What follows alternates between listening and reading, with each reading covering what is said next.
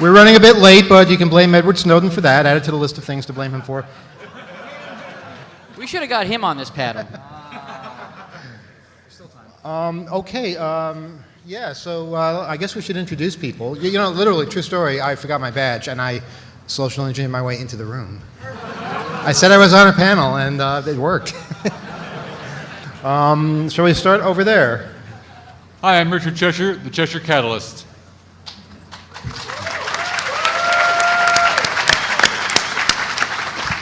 Hey everybody, my name's not Kevin. I've been doing this for a while. You might remember when I was about this tall doing this for the first time.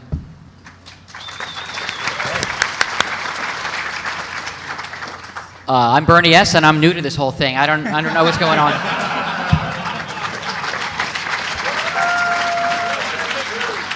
I'm Emmanuel, and I'm just sort of stunned by this whole thing. You guys are awesome, and it's just so much fun and such a trip, and I can't wait till 2 years go by and we do something even better.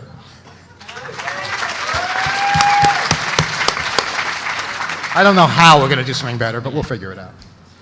I'm Kyle, and I'm going to be helping out a little bit tonight with some of the calls we make and having fun. Hey, just so you know, this is the guy that got us the 10 gig connection that we're using.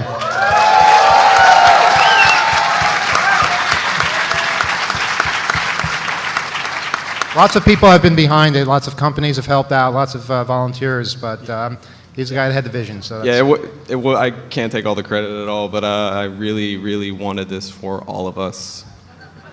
And it worked out really well for the keynote with the Snowden thing. Use more bandwidth, people. Really, I mean, come on. This is embarrassing. Who are you? I was just at Macy's 15 minutes ago, so all this stuff is really confusing for me. Fiber optic, how you doing?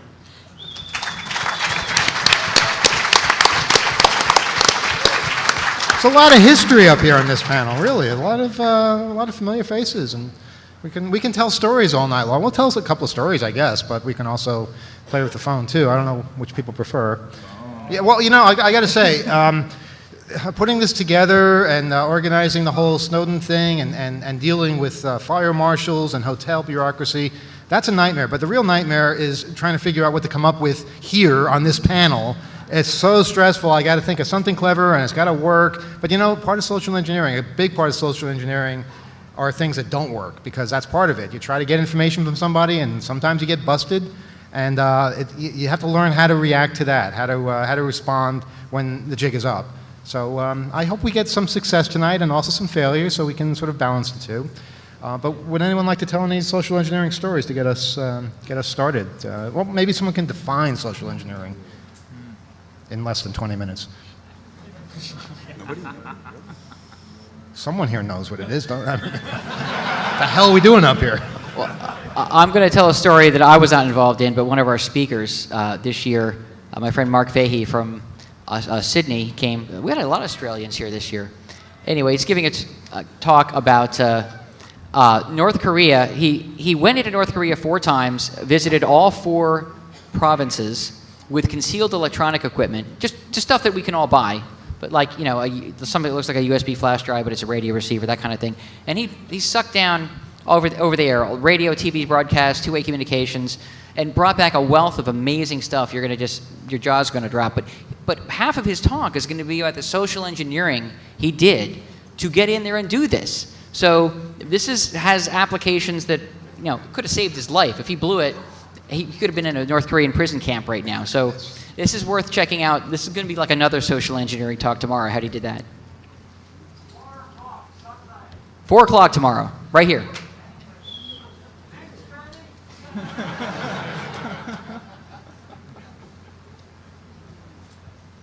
I'm plotting and scheming, so you guys tell some stories while I get a couple of phone numbers. How did I social engineer the 10 gig link? That's actually a really, really good question, and it is applicable, and I think it speaks to defining what social engineering is, because I think the foundation of what it is, I mean, I'm not going to say I'm an expert at it, and I have like a academic definition, but I will say in my mind it is based on a foundation of establishing a rapport And we do this all the time. And sometimes we do it in frustrated ways.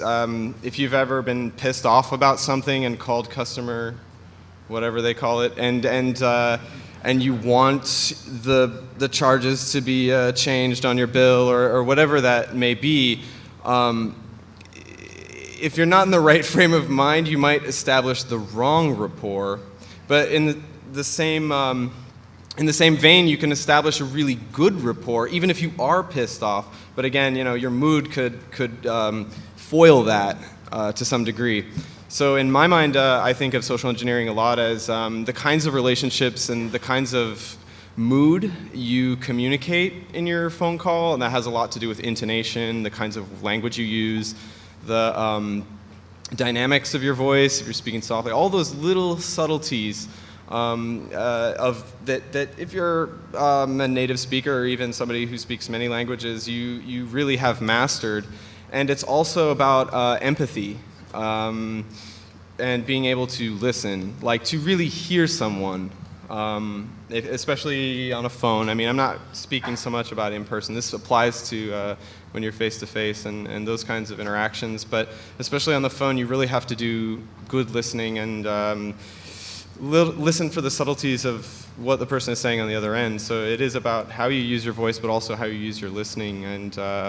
And then you can direct all the things you've mastered with language to then communicate where you're headed, what kinds of things you want, or kind of how you want to direct them. Using it as a form of control, I guess. Is that too sinister? Kyle, you actually bring up an interesting point. Control, I think, is one of the most important words to think about and use when you're defining social engineering. In psychology, you have the idea of the inner and the outer self, and that's how your outer self is kind of based on your inner self, and that's how you project yourself into people. And social engineering, if you talk to a real social engineer, not me, because I'm just lying right now, I don't know what I'm talking about, they'll tell you that the real power behind social engineering is controlling that outer persona, using what you know internally, and that is how you subconsciously change the inflection of your voice. To talk about over the phone, the ability for you to actually control the intonation and inflection actually can convey emotion, and that is how you can control a conversation. So when you start thinking about responding to what someone is saying, sometimes anger is the appropriate way, or sometimes very, very politeness, but it's about each word and how you say it, how you inflect upon it. You can actually start driving people to think about things in certain ways that they don't realize you're forcing them to do. Right, you could be really thrilled and communicate that you're angry, and then they may become empathetic to your situation, and thus they are kind of disarmed and become vulnerable to whatever you're really trying to get from them. Should we give a dictionary definition? Another person also defined it as method acting. Because you're really taking on a persona that isn't you, and if you don't live that to the fullest T, I mean, if you're not walking in with business cards with that fake name on it, then you are not that persona. So you really have to go just full into this. And when you do that and you give yourself over to this other life, you really kind of have this second nature way of convincing people to do things they really, really shouldn't be doing. If we could just give a formal definition of social engineering, it's a confidence scheme, perpetrated most commonly over telephone, although not necessarily, in order to gain the trust of the target and get them to divulge information of value without knowing that they've divulged it. It's pretty simple. That's way better than what I said. That's fantastic. Yeah. Okay, I got something here. I wrote down information before, but I forgot to write down the phone number. So I had to look that up. Yeah, well, it's step number one. actually it's not that easy to get. I figured maybe tonight we have sort of a couple of themes. Revenge being one of them. I like revenge. And we've found out over the past year or so how much we've been spied upon. I figured maybe it's time to turn the tables a little bit and try to find out some information about the people who are spying on us. Which, it's not that easy, obviously, and we're going to have to take tiny steps, but maybe it'll be an inspiration for people to get more information. Finding out the phone number for the National Security Agency is no easy task.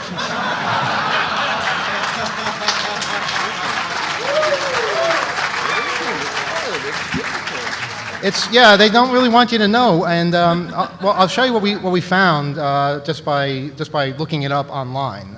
Can we get a dial tone here? Is there a dial tone? I hear a dial tone. Okay, there it is. Yeah. Sounds so good. I'm dialing the number, and please don't decode the number because it's a secret. It's NSA, for God's sake. Don't mess around. Okay, let's hear what they say. I don't think anyone's going to answer, but let's hear.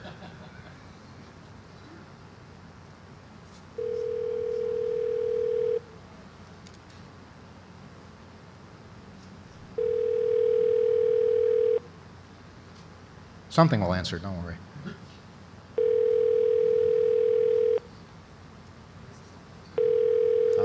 Transferred. There is no answer from the person you called. Your call has been forwarded to an automatic voice message system. Thank you for calling the NSA Public Affairs Office. We're unable to take your call at this time, so please leave a message. If this is a media request, please call the Security Operations Center at 301-688-6911, and they will call a public affairs specialist. 6911. Or you can send an email to NSA PAO, as in Public Affairs Office, at nsa.gov. Thank you. Please Sorry. dial the number of the person you're calling. If you have a mailbox on this system, please press pound. Well, let's call a number. I mean, let's try 0. That's always a good number to try. Please dial the number of the person you're calling. Okay. If you have a mailbox on this system, please press pound. All right, I'll press pound. You want to hack the NSA? We'll do that. Sure. Mailbox number, please. I'm going to hell anyway. so Please why enter not? the mailbox number specified by your system manager. What was that about a manager? What? Sorry. 23 is not a recognized mailbox. Please Okay. try again. Please re-enter your mailbox number. So let's enter a 7-digit number, the number I just called. 688 Don't listen to this. 6524 is not a recognized mailbox. Please try again. Please re-enter She's your asking mailbox number. 6911? 6511. Trouble. Bring it up. Please try again later. Oh. Goodbye. Okay, you heard her. Try again later. That's the number. If you, I'm going to hang up now so there's no horrible noise. Good. If you look it up on the net, you'll get 301-688-6524 as the number, but it's mostly a public relations type number. Corporate affairs. Yeah, corporate affairs, bullshit like that. Gone are the days we just call and you get an operator, even at the NSA. So what we would like to do is get a phone number or a name of somebody over there that we might be able to call. We don't expect this really to work, but we figured maybe we can use a little bit of confusion to get some information. Now, NSA is in a place called Fort Meade, Maryland. Wonderful place. And right next door to the NSA is an Army base. As if they don't have enough scary things, they have an Army base right next door. That's also known as Fort Meade. And I imagine people get mixed up sometimes. When we went to the Bradley Manning trial, that was in Fort Meade, wasn't that? Yes. Yeah, Fort Meade, the Army base. I was kind of shell-shocked. So what I figure is maybe somebody will pick up over there at the Army base, and then we can do something kind of confusing to make it seem like we're looking for the NSA without actually giving away the information that's what we're looking for. Have them help us. And I think, Kyle, you're going to try we're going to try out some voices here. We have, how many of you have seen the 2600 waste management shirts, the ones with the collars? Okay, well, we sort of came up with a whole division of 2600 with warehouse staff and some guy named, Louis? Is that his name? Louis? Yeah, Louis. Kyle does a pretty good impression of Louis, how he sounds. Well, I have to apologize to just anyone who's a native of the East Coast, We're not sure where this- tri-state area and New York in general. Where this accent is I don't from know where this exactly. accent is from. I don't know what borough it would be. It's a little raspy, so this might be loud, but Cover your ears. what do you want Louis to say? Say it's Louis at Waste Management. That is the name of a company, Waste Management. 2600 Waste Management. Yeah, hello, this is Louis from 2600 Waste Management. I'm down here in shipping. That's good enough, I think. Something like that. Yeah. Well, can we tone it down a little bit so that it's not quite as funny to the people that pick up? I'm just worried that they might be laughing a lot. Yes, Emmanuel. No, that's Herbert from Family Guy. Kyle's very No, it good voice. isn't. I just want to say hi to everybody. Hope X. Trying to do a serious panel here. No. Yeah, we got to tone it down because that's a little too funny, and it's like too much of a caricature. Yeah, you don't want to overdo it. You don't Yeah. want to be somebody who's so funny sounding that they know it's that you're up. You want to try and sound maybe different than how you sound if you can do voices, or maybe exactly how you sound if they don't know who you are. Yeah, hello. This is Louis from 2600 Waste Management. Don't say that to them. Oh. Yeah, no. You're gonna right. you're gonna be somebody working at DHL, and here's the premise of this particular ruse. We are calling the Army base and hopefully reaching a person. We might have to hit some buttons to find a person, and we have a delivery of 13 pallets of a German energy drink that's going to. It's going to this place called National Security Incorporated. Get the name wrong a little bit because that makes it a little bit more believable. We have an address that's sort of right and sort of wrong, and that might encourage people to help you out a little bit and say, oh, you mean those guys over there, here's their phone number. And I guess what we're going to try and do is try and get a contact name, contact number.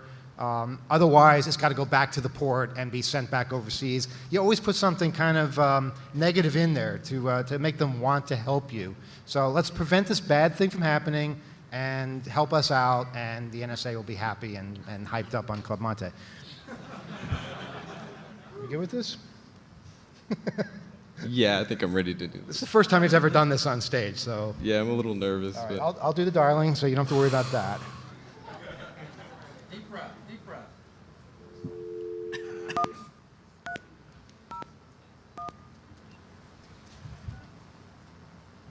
Actually, I'm sorry, I accidentally called the NSA again. I'm just very familiar with that number. Why? No. There it is, okay.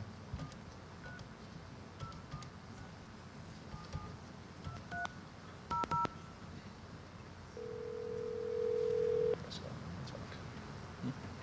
Bring it up.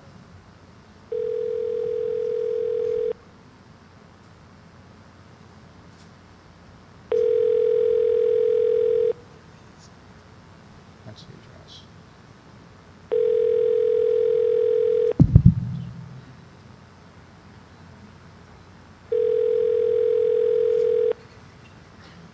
We didn't test this, by the way, so.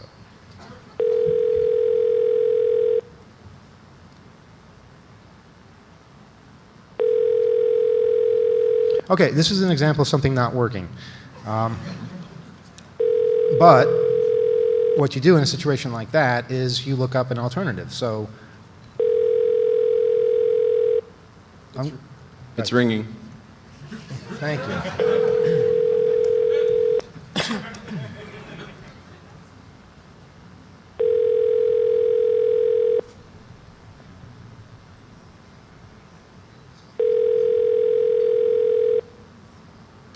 Okay, you know what? We'll come back to this. We're going to do some research. We have some other things to try.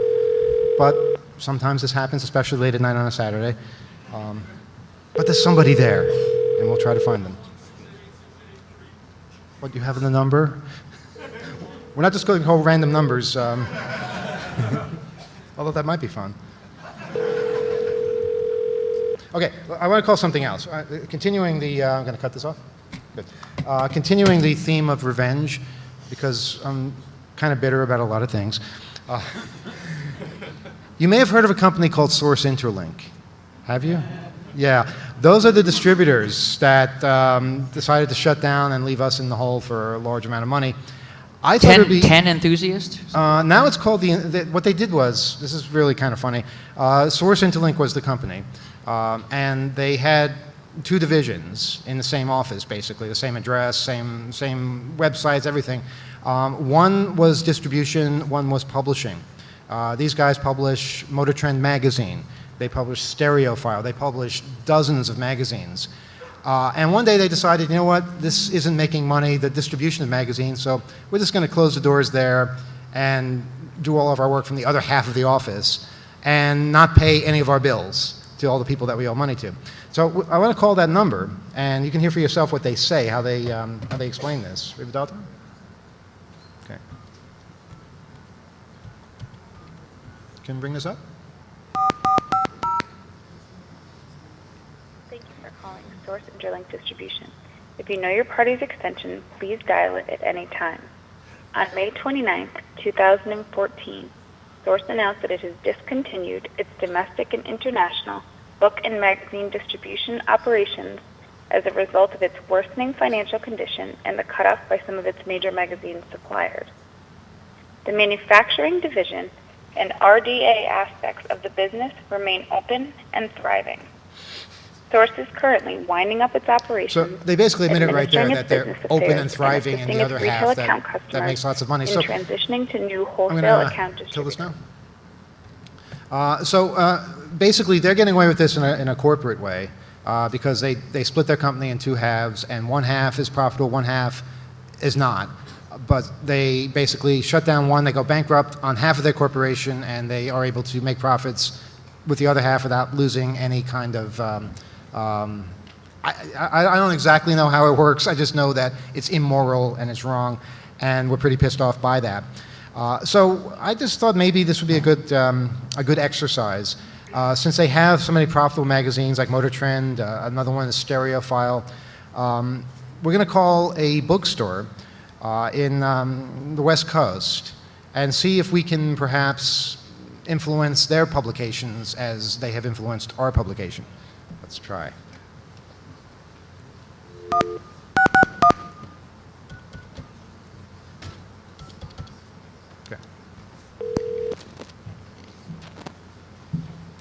Thanks for calling Barnes & Noble. We're open 9 a.m. to 11 p.m. every day. Join us for Get Pop Culture with Barnes & Noble, a nationwide celebration of popular entertainment, including Batman Day I and don't know how to Frozen get past Friday. this. Come into the store or ask any book.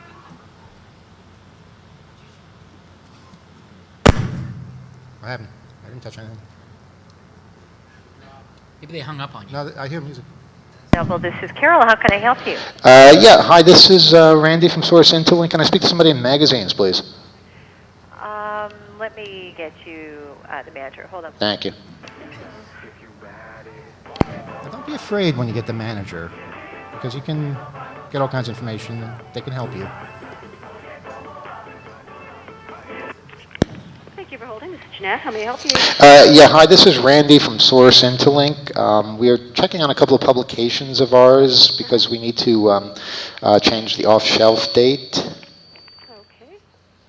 All right, you currently carry our publications Motor Trend and Stereophile? Yes, I believe we do. All right, do you have any of the current stock info for Motor Trend? We're looking to find out how many copies. Well, we received it around June 27th. We received 12 copies. Okay. How many are still on the stands? Can you tell? No, it doesn't give us a... All right. Here's the thing. We may be needing to take that off the shelves for a replacement issue. And who would we speak to if we need to take those off the shelf, say, on Monday? Oh, yes. I'll tell you what. Monday, our newsstand lead will be here. His name is Joseph Okay. Martinez. Call him. He's in charge of the newsstand. Okay. What would we need to tell him to get him to basically remove those so that we can send the replacement one? Because you may have heard we're doing reorganizing at Source Interlink. Oh, yes. You've heard that? Oh, well, I believe do you want them up there till the new one gets here? That's usually how he'll replace it unless it scans for return. Yeah, in this particular case, we would want it taken off the shelves because the next issue would be coming. We wouldn't want two at the same time. Right. Well, yeah, we never do that. As soon as the new one gets here, we remove the old one. Yeah, and this was not the normal schedule. Since we've done the reorganizing, we've had to change the publication schedule. You want me to remove it now? I can do that. You know what? Let's not do it right now. We're going to call on Monday, but I just wanted to make sure we were talking to the right people. Yes, Monday he's usually here about 8 a.m. in the morning, Okay. and his name's Joe. Okay, Well, and you also, I'm sorry, do you also have stereo file? let me find out. Thank you. I usually have About magazine, so I knew we had Motor Trend, but I'm pretty sure we have Stereophile as well. Okay. Are they selling well, just out of curiosity? Oh, yes. I thought so. They're Two of our biggest sellers are, transportation, which I always go, gosh, why do we have so many of these books? Magazines. And he's like, because it sells. Wow, that's amazing. And music. Let's see. Now, this one, we don't get in too many. We only get like 3. Of stereo file? Yeah. I see. Let me ask you one other thing. Do you carry a magazine called 2600? It's the number 2600. The Hacker Quarterly? That's the one, yeah. Yes, we do. And how many of those are you getting? 15. Okay, is that selling well? Okay. I'm sorry? Oh, I'm sorry, what did you say? Does that sell pretty well? Oh, I'm sorry, that's all I need to know. I was like, okay. I'm not sure on that one, to be honest. Okay. That's one thing I wish they could fix on our Bookmaster, is as we sell them, keep kind of a running track. Yeah, that would be very handy. That would be really nice. Because right now, it's all the information we get is title, when we received it, and how many. I see. Basically. Yeah. You have one of those old systems from the 90s that we use something similar. I think so. Yeah. All right, well, thank you very much. You've been very helpful. Yeah, you're welcome. You have a great evening. All right. Take care. Bye-bye. Bye.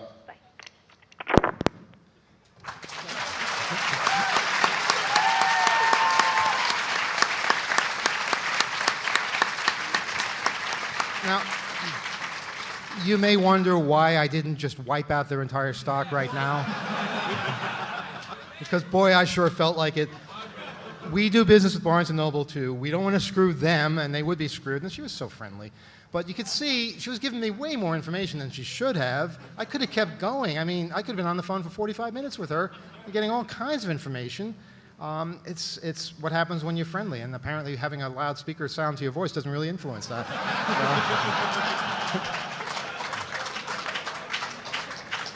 But you could always say you're on literally speakerphone, and maybe you can get away with that. What's this? Oh, from a friend. This is the NSA. I don't even know what this is. And it's the NSA Cyber Commands. The Cyber Command. Cyber. Oh, you know what? Okay.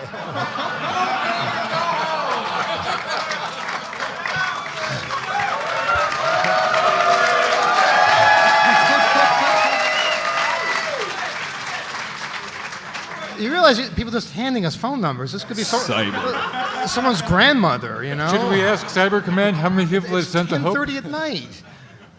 What do you think, Kyle? NSA Cyber. Well, can Louis handle this? Can Louis? No, well, it's Louis in the truck.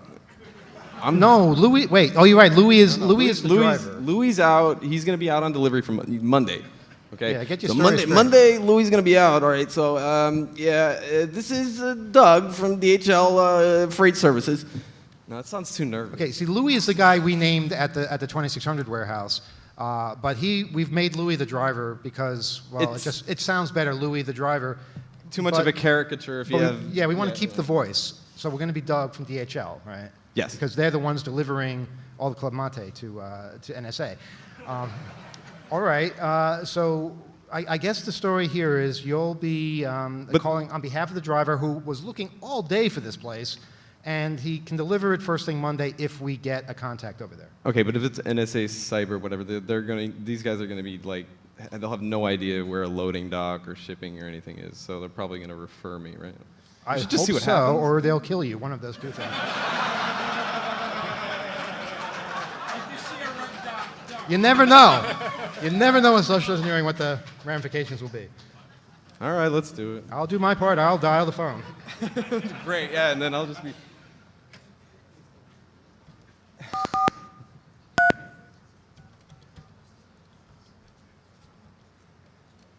Godspeed.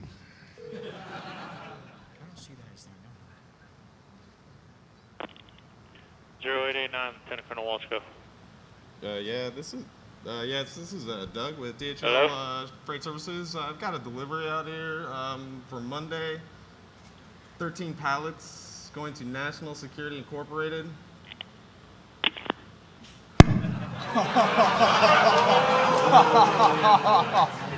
Did the NSA just hang up on you? What the fuck? They like to listen. They like to listen to phone calls. They don't hang up on you.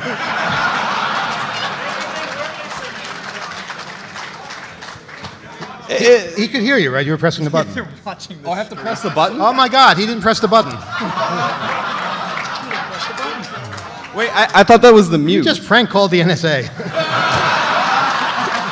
There's probably a team on the elevator now, but it'll take them an hour to get up here, so don't worry. All right, we're going to do it again. Okay. Say, and make this part of it. Apologize for your phone is fucked up or something. I don't know. I'll dial the number. You got to press this. Thank you. I'm sorry, I should have told you that. Can you hear me now? Well, we know someone's there, right?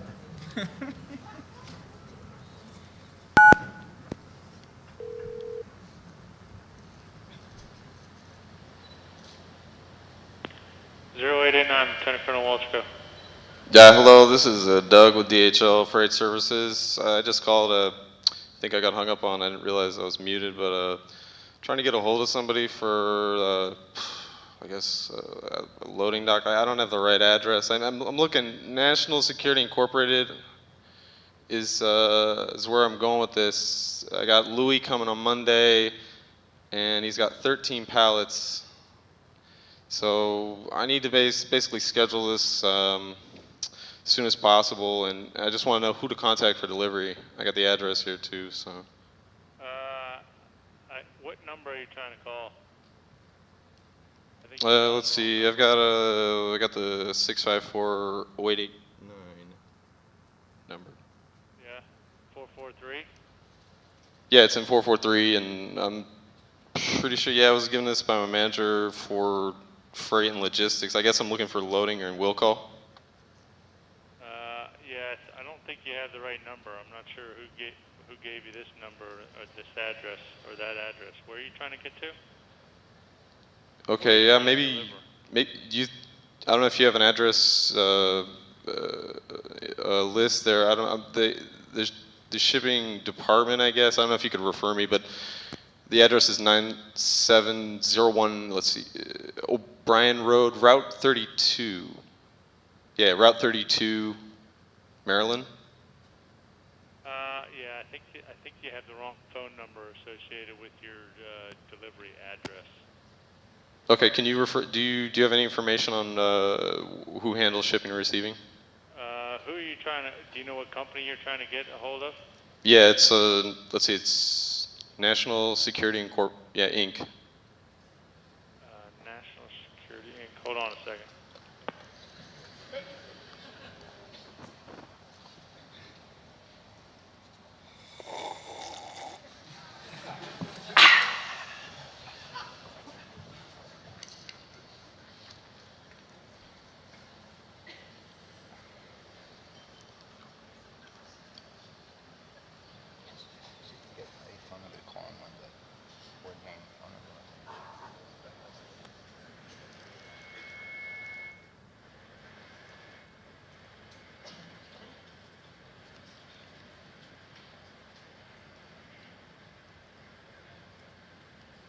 Tracing the call. They can't hear anything if you let go of it. Hey, I would try this phone number, 301-6.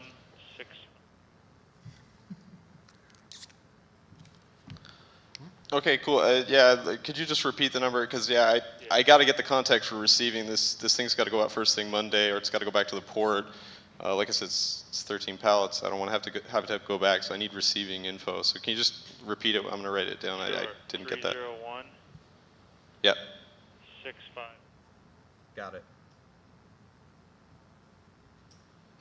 Okay. Okay. You dialed a number on Fort Meade, and I don't think that's. I don't think you're in. I mean, I definitely don't know what you're talking about. So. Yeah. Okay. Yeah. So, all right. And your name again, just in case, just for reference. Joe Walchko. All right, cool. Thanks, Joe. All right.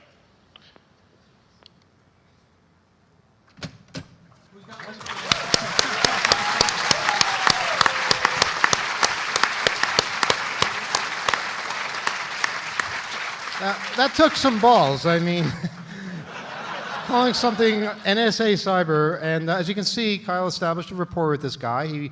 He went and tried. He's perplexed. He doesn't know why someone's calling this phone number on Saturday night, but he was able to get a contact information. We had to turn it down for legal purposes and for survival purposes.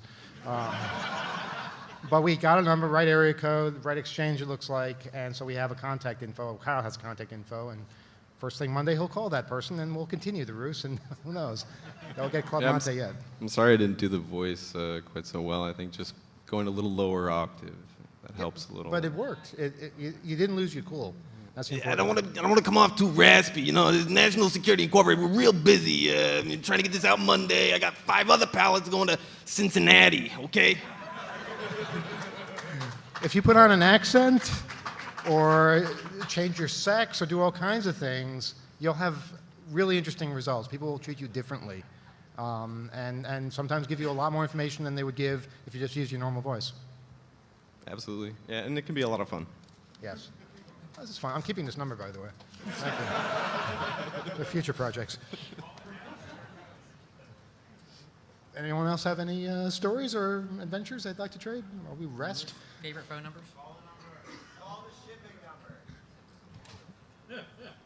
They're not open now. That's the whole point.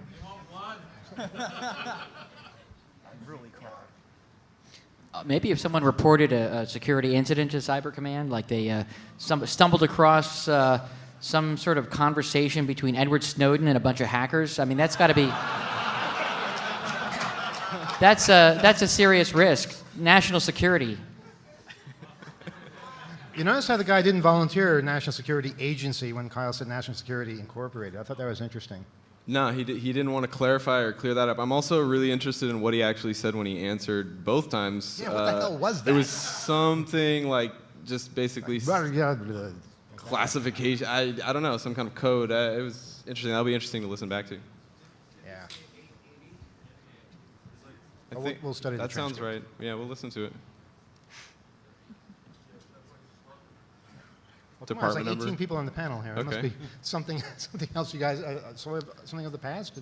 Well, there was one time I was out on the West Coast. I was living in New York City at the time, but went out for a West Coast computer fair and stopped in the sleepy little town of Santa Paula, California. Very small town, 2 stoplights, a Gulf gasoline station, and a ComSat General Earth station. This Earth station communicated with the Pacific satellite of the Marisat system, the Maritime Communications Satellite. It was eventually internationalized, and it's now Inmarsat. But back in those days, it was pretty experimental. And one of the things I was doing at the time, besides working at a computer store here in Manhattan, was writing for a new magazine called ROM, Read Only Magazine, which is being published by the fellow who was the Science Day editor at the New York Times at the time, Eric Sandberg-Diamond. So I called up the Earth station and said, hi, I'm Ozzy, and I'm an editor with this new ROM magazine, and I'd like to come visit your Earth station. Oh, well, unfortunately, the station manager is out of town this week, but I'm the station engineer, and I'd be happy to show you around. Drive out there with my girlfriend, and we start getting a tour. I walk in my T-shirt, which I got from RCA Global Communications, one of the carriers on the Marisat, and it says, I'm an international operator, and in small print, via RCA. So we go in, we talk to the ladies who are the telephone operators.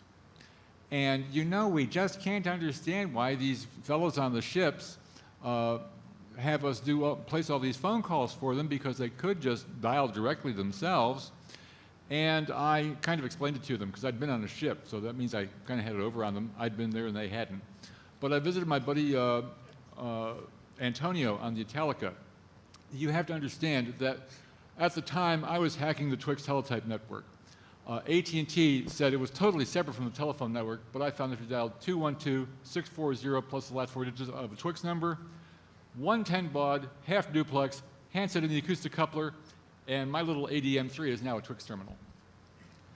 So I would chat with these guys. Hi, this is Ozzy, a computer hacker in New York City. Does anyone have time to sit and chat? Well, I'm reaching a ship's radio operator, hundreds of miles at sea, absolutely nothing to do but sit and chat, especially on someone else's nickel. So I'm explaining to the ladies at the Earth Station how my buddy Antonio has to sit there with the ear cans listening to Morse code from Rome, typing into a stencil master at the time, if anybody old enough remembers those back in the day, and then crank the handle and run off a daily newspaper for the crew, run messages up and down the letters to the captain on the bridge, and now you folks want him to learn all these new computer codes to operate your Marisat satellite. Ladies, any work they can slough off on somebody else, you're going to see it. So after explaining this little story, I turned to my host, who's looking at me with this whole new look of respect because I've been on a ship and he hasn't, and we wander out of the room into the corridor where there's the company bulletin board. Standard stuff, the company picnic coming up, the softball league, message from Washington, unauthorized access of Marisat network-Aussie, gulp. And the message says that if this Aussie character comes up on your ship's terminal inside the switching office, to hit the FIGS D, which would trip the answer back in his teletype. Well, of course, mine was not a standard teletype and didn't have a programmed answer back. So if it did hit FIGS D, if it was on my teletype at the time, it would just spin an unprogrammed answer back wheel. If it was on the glass teletype, the ADM3, I wouldn't even know that they'd hit that. But it was somewhat embarrassing, and he kind of realized that he might have had the Aussie there with him. And but you know, I simply explained to them exactly how I got into the network. You know, through this AT&T thing. I was eventually invited to come with them to the 60 Hudson Street switching office when they were going to install a new box to convert Baudot to ASCII. And I met the engineers in the lobby of the building. We went up to a dank, dingy, dusty wire room, and they put in the box, they attached the wires, and then we just sat and, you know, chatted. And after about 20 minutes or so, I look at my watch and go, it's getting around lunchtime. Guys, why are we sitting in this dank, dingy wire room when we could be downstairs at that cafe across the street with a beer in our hands? Oh, well, we got to wait until the Western Union techs come in and test out the line. Haven't you understood a single thing I said? Give me that phone. 640-592-0122. Okay, I've got, I hear it ringing. Yeah, we're showing ring indication on the modem here. Yeah, it looks like it picked up. Yeah, it's showing off hook. And I'm hearing a tone, so I'll hit 6 and 9 on the touch tone dial, so it'll think I'm giving a modem tone back. And I'm hearing an answer back come through, and yeah, it's showing it. Guys, it's working. Let's go to the bar. So see, that's We're gonna wrap it up. yeah. You can basically do almost anything if you're just persistent. That story kind of reminds me of when a friend of mine wanted to see a central office. I think it was Ronkonkoma in New York, and knocked on the door with me and said, "Hey, can we get a tour?" And the guy said, "No, sorry, you can't get a tour." And he basically said, "Oh, okay, that's all right. Can we just have a look around then?" And we were there for an hour. Having a look around instead of a tour, and it was great. You know, you could just never give up. You know, that's how you get Edward Snowden at your conference. You never give up, and that's how you get 10 gig. Any quick questions? Because we really have to be out of here in a couple of minutes. The Aaron Schwartz movie is coming up, and we're way behind schedule. Go up to the microphone. Is there a microphone there? I can't even see anything. There's a microphone. Oh, there's no microphone. Yeah, please go to the microphone if there is one. It's not hard. Yeah, I see it now. Call the Russian embassy. Call the Russian embassy and ask for Jack Bauer. Yeah. They're still mad at him even though he's a fictional character, but there's all kinds of fun you can have. Anyone else? Yeah, I have a quick question. I was recently on a web application pen test, and I realized I needed to get some data, so I called the power company to try to get some information out of the customer service people. And I quickly realized I don't have a southern accent. So I faked it as best I could, and I got good results, but What do you guys know of, or what resources do you guys use to learn different colloquialisms and accents that might aid in future events like this? Excuse me, this is Vlada. I'm looking for Jack Bauer, his officer at this building. Wow. Well, I think a lot of it comes from media, but also traveling and. Yeah, son, you need to travel more. Yeah, you come down to the South, they'll treat you real nice. I don't know. I'm bad at this. I haven't actually been to the South. People. Oh, cool. You're talking about using. You found a CD or something published where you can go through and listen to different accents. I kind of.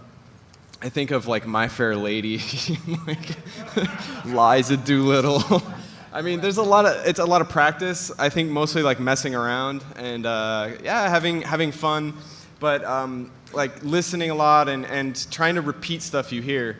And as I said, like either from media or from travel or just shooting the shit. Yeah, YouTube too. Listening to watching foreign movies and things like that. I know a lot of people in the Netherlands, they don't dub movies there. They subtitle them so they hear the language and they pick it up. And if we did the same thing with foreign languages, we'd pick it up pretty well too. We'd pick up accents and dialogues and things like that. So it's something worth exercising. One last question, then we're out of here. Yeah, sure. And I think when you're playing with an accent, you figure out how to shape your face so that you speak like that and the way you want to talk, eh? Yes. Was that the only example? Just A? I was hoping to give a bigger demonstration. No? Go ahead. We haven't heard anything from Bernie S. Any good prison social engineering stories you want to share? I think I've told them all here. It's just it's been a long time. All right, we're starting the film in an hour. I think I've told them all. I'm sorry. Not to this crowd, you haven't. Tell a tiny story. Well, you know, that's not one I did, but yeah, you did. You beamed him in the head. Okay. Well, You yeah, there practically was one. killed him. Maybe I didn't tell this one. To this day, they're looking for you. How did it work? It was a day before I was going to be transferred to another prison. They were giving me a tour, you know, and I had a typewriter in my cell because the organized crime guys needed me to type stuff up. I don't know where they got this typewriter, but they gave me this typewriter, and the guards was invisible to them. I don't know why they couldn't see it, but it was some fix was in.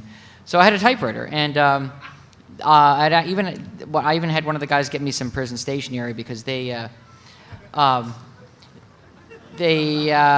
were helpful and for things I was helping them, they were helping me. Anyway, I wanted to pull a joke on the administration before I left, and I wrote up a memo to all the prisoners about the new conjugal visit policy. And I clued everybody in that this was a joke, so don't take it seriously. But the prison administration was not in on the joke, and it was pretty well written in Bureau of Prisons terminology, and I could go into. I don't have time to go into the whole memo, but basically, they got about 20 or 30 applications on the warden's desk the next Monday morning, as I was leaving for conjugal visit passes. And the warden demanded to know, where did all these come from? What was the story? And I was out. I was over to the next prison by then, and they never figured out who it was. But it was Until now. Yeah, I think the statute of limitations has expired on that one. Not in their minds, it hasn't. All right, folks, it's been great. Stay here for the movie. It's going to be amazing.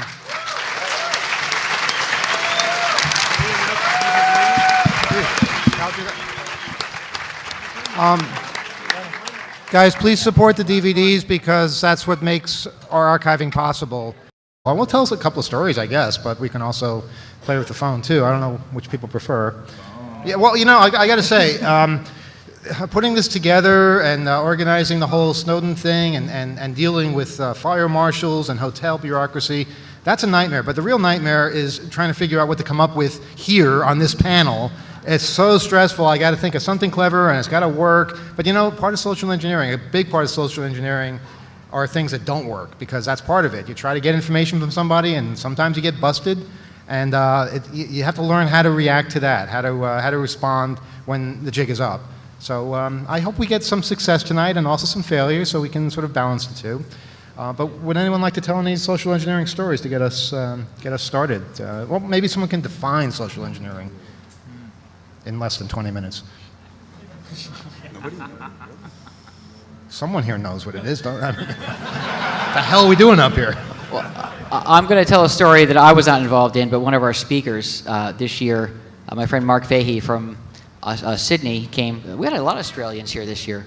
Anyway, he's giving a talk to defining what social engineering is, because I think the foundation of what it is, I mean, I'm not going to say I'm an expert and I have like a academic definition, but I will say in my mind it is based on a foundation of establishing a rapport. And we do this all the time, and sometimes we do it in frustrated ways. If you've ever been pissed off about something and called customer, whatever they call it, and you want the charges to be changed on your bill or whatever that may be, if you're not in the right frame of mind, you might establish the wrong rapport. But in the same vein, you can establish a really good rapport, even if you are pissed off. But again, you know, your mood could foil that to some degree. So in my mind, I think of social engineering a lot as the kinds of relationships and the kinds of mood you communicate in your phone call, and that has a lot to do with intonation, the kinds of language you use. Better.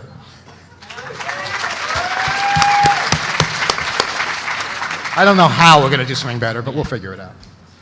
I'm Kyle, and I'm going to be helping out a little bit tonight with some of the calls we make and having fun. Hey, just so you know, this is the guy that got us the 10 gig connection that we're using.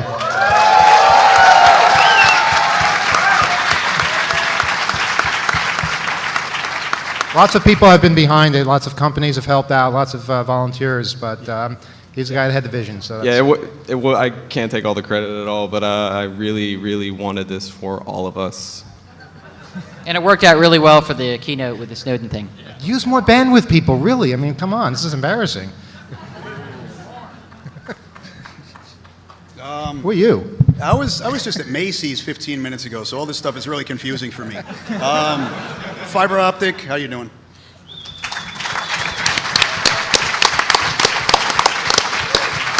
There's a lot of history up here on this panel, really. A lot of familiar faces, and we can tell stories all night long. Talk about North Korea. He went into North Korea 4 times, visited all 4 provinces with concealed electronic equipment, just stuff that we can all buy, but like, you know, something that looks like a USB flash drive, but it's a radio receiver, that kind of thing.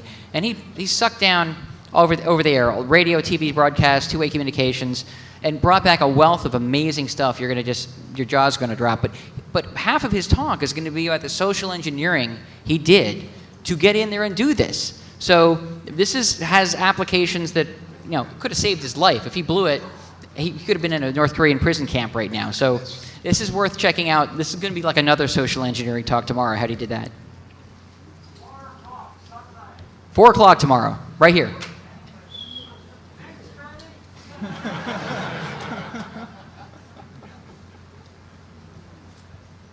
I'm plotting and scheming, so you guys tell some stories while I get a couple of phone numbers. How did I social engineer the 10 gig link? That's actually a really, really good question, and it is applicable, and I think it speaks.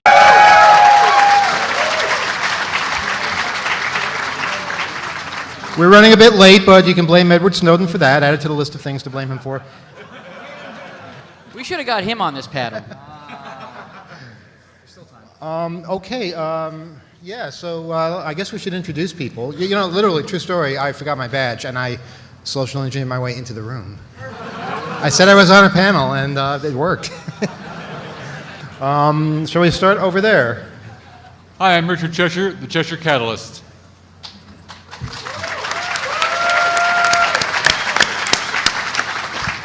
Hey everybody, my name's not Kevin. I've been doing this for a while. You might remember when I was about this tall doing this for the first time.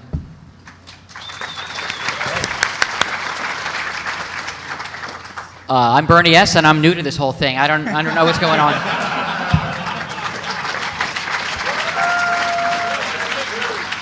I'm Emmanuel, and I'm just sort of stunned by this whole thing. You guys are awesome, and it's just so much fun and such a trip, and I can't wait till 2 years go by and we do something even better.